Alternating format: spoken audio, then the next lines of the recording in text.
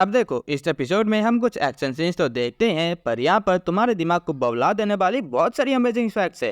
Hello अस्सलाम वालेकुम, जय श्री राम गाइस। स्वागत है आपका फिर से एक बार पीएमएसन के चैनल में। आज हम बात करने वाले हैं सीक्रेट इन्वेजन एपिसोड 6 को लेकर, जिस एपिसोड में हम सुपर से भी ऊपर वाले स्कल्स की फाइटिंग देखेंगे और कुछ बवाल कर देने वाली चीजों को भी समझेंगे। चलो देर किस बात की, फोन को लेकर किसी एक जगह पे बैठ जाओ और वीडियो को स्टार्ट करते हैं एक छोटे से इंट्रो के साथ।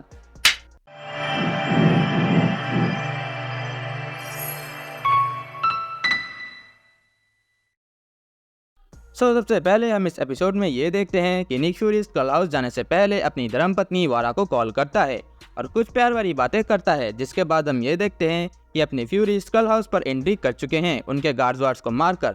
और वहीं दूसरे ही सीन में स्कल रोडी प्रेसिडेंट को ये समझाता है कि उन्हें भी रशियंस के ऊपर अटैक करके उन्हें मुंह तोड़ जवाब देना चाहिए। पर उसके कुछ समय बाद सोनिया रोडी को कॉल करके ये कहती है कि प्रेसिडेंट को वहाँ से हटाओ क्योंकि वहाँ पर फ्यूरी आ चुका है। जी हाँ, इस वक्त पर फ्यूरी इन दोनों जगहों पर ही मौजूद है। अब दूसरी तरफ हम फ्यूरी और ग्रेविक के बीच एक कॉन्वर्सेशन देखते हैं, जहाँ ग्रेविक फ्यूरी से ये कहता है कि मेरा ये चेहरा उस आदमी का था जिसको तुमने मुझे मारने के लिए कहा था। तुमने हमसे वादा किया था कि अगर हम तुम्हारी मदद करें तो तुम हमारे लिए एक नया घर ढूंढोगे, जो कि तुम नहीं कर पाए। पर फ्यूरी उसको काइंड ऑफ इग्नोर ही कर देता है, ये कहते हुए कि भाई मैंने जो किया सो किया, अब तुम ये एवेंजर्स का डीएनए लो, सुपर स्कल बनो और हमारे प्लेनेट से चले जाओ। अब इसी के साथ हम वो हॉस्पिटल वाला सीन देखते हैं, जहाँ पर फ्यूरी और सोनिया मिलकर प्रेसिडेंट के गार्ड्स को मार रहे हैं। उसके बाद ग्रेविक वो एवेंजर्स का डीएनए लेता है और अपने मशीन को स्टार्ट कर देता है। अब वहीं दूसरी तरफ हम ये देखते हैं कि प्रेसिडेंट ने रशिया के ऊपर हमला करने के लिए ऑर्डर दे दिया है और उसकी तैयारियां भी स्टार्ट हो चुकी है। अब उसके बाद हम ये देखते हैं कि अब ग्रेविक के पास बहुत सारे पावर्स आ चुकी है और वो निक फ्यूरी को पेल रहा है। पर कुछ ही सेकंड्स बाद निक फ्यूरी भी अपना हल्क वाला हाथ निकालकर उसको घुमाकर एक फाइट देता है, एकदम बाम। और इसके साथ हम ये देखते हैं कि असल में ग्रेविक के साथ जो फ्यूरी है वो है गाया और हॉस्पिटल वाला फ्यूरी रियल है। अब इसके बाद वहाँ पर हम इन दोनों के बीच बहुत ही घमासान युद्ध देखते हैं, जहाँ पर हम इनको कई सारे सुपर हीरोज की पावर्स को यूज करते हुए देखते हैं, जैसे कि गाया यहाँ पर घोस्ट की पावर्स यूज करती है। और अगर तुम ये भूल चुके हो कि घोस्ट कौन है, तो मैं तुमको बता दूं कि ये वही मोहतरमा है जिनको हमने Ant Man and the Wasp movie में देखा था। और भी कई सारे सुपर हीरोज और सुपर विलन्स की पावर्स हम यहाँ पर देखते हैं, जैसे कि Drax, Abomination, Ebony Maw, Captain Marvel, Groot, Korg et cetera. अब इन लोगों की फाइट कुछ समय तक चलने के बाद एट लास्ट गाया ग्रेविक को मार देती है। अब मुझे समझ नहीं आता कि यहाँ पर वो उसको कैसे मारती है, इसको लेकर हम बाद में बात करते हैं। अब उसके बाद हम उस हॉस्पिटल वाले सीन में ये देखते हैं कि सोनिया और फ्यूरी मिलकर उस स्कल वाले रोडी को पकड़ लेते हैं और प्रेसिडेंट को वो मिसाइल लॉन्च करने से रोकते हैं। और जब वो स्कल रोडी वहाँ से भागने की कोशिश करता है तो फ्यूरी उसको शूट कर देता है।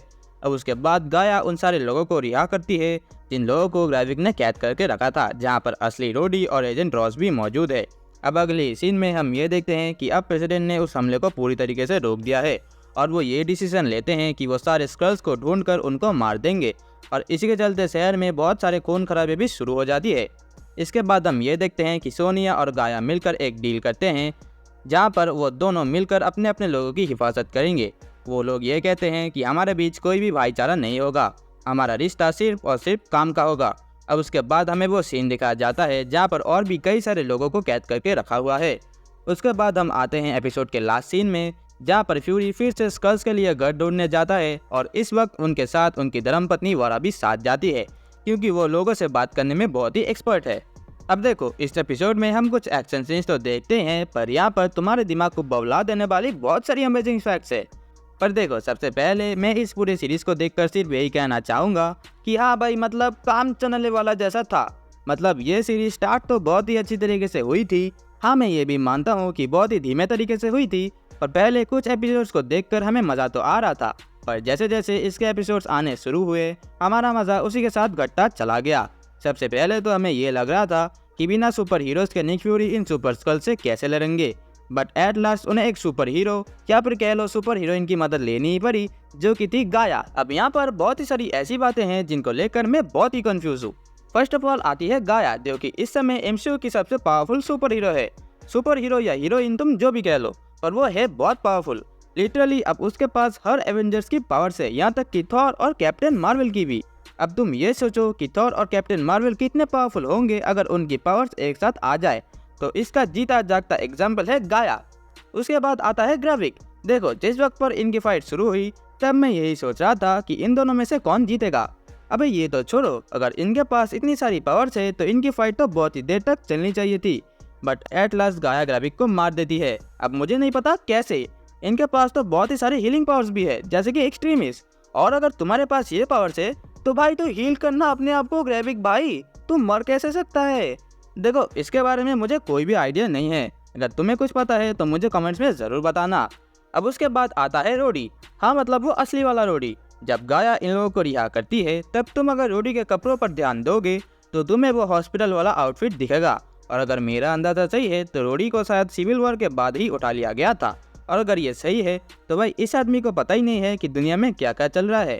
ये बंदा इन्फिनिटी वॉर और इन गेम में था ही नहीं, और अगर ये वहाँ पर नहीं था तो इसको पता ही नहीं है कि आयरन मैन उसका सबसे करीबी दोस्त अब इस दुनिया में नहीं रहा।